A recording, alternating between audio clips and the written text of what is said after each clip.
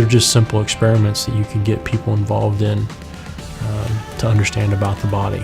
A very simple experiment that describes something about the way in which a system works, the way in which a tissue works, to be able to demonstrate. If you take a paper towel tube and you were able to put books on top of a paper towel tube, just by itself it collapses pretty easily. But if you fill that paper towel tube with straws of different sizes and fill it up and put that same set of books on there, it won't collapse. And it kind of gives you an idea of the structure of bone and how intricate it is and how well developed it is. Another thing we oftentimes do is we'll show, for example, a video of an athlete who experiences an injury. And they've seen some of their friends that have experienced injury. And if you can demonstrate to them that here is a problem, this is a problem that is not routinely fixed, that really requires the expertise of students such as themselves, who have the skill sets to be able to actually solve the problem, they're hooked. To me, it's that first-hand knowledge of being there or talking to people to understand if you're going to fit in.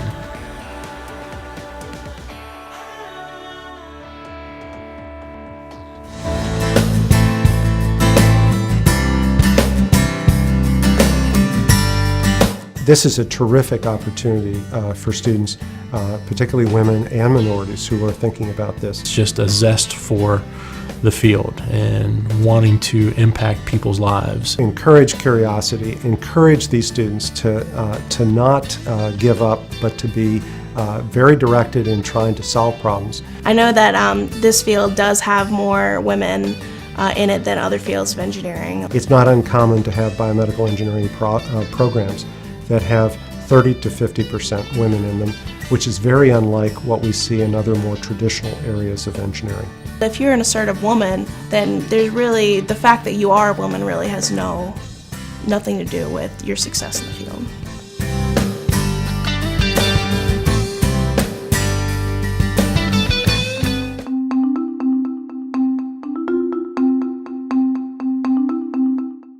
We encourage teachers to reach out, for example, to local universities like the University of Cincinnati, and to try and arrange tours, to try and arrange opportunities for them, for example, to work in summer projects in laboratories. We have a number of programs here at the university that allow both undergraduates and, in some cases, high school students to actually work in laboratories and find out if this is something that they want to do. One resource is the Biomedical Engineering Society website. BMES.org is the website, and it has a wealth of information about just the basics of biomedical engineering, the types of careers students could go through, the type of education they could look for, and also mentors. You could look on to see people that have gone through and done it before to say, okay, here's what we can do. And they also have annual meetings that potentially if a student wanted to go to see all of the sub-disciplines in biomedical engineering, or even look at the schedule of different things that you could do, they would have an idea of everything you would possibly do within the biomedical engineering field.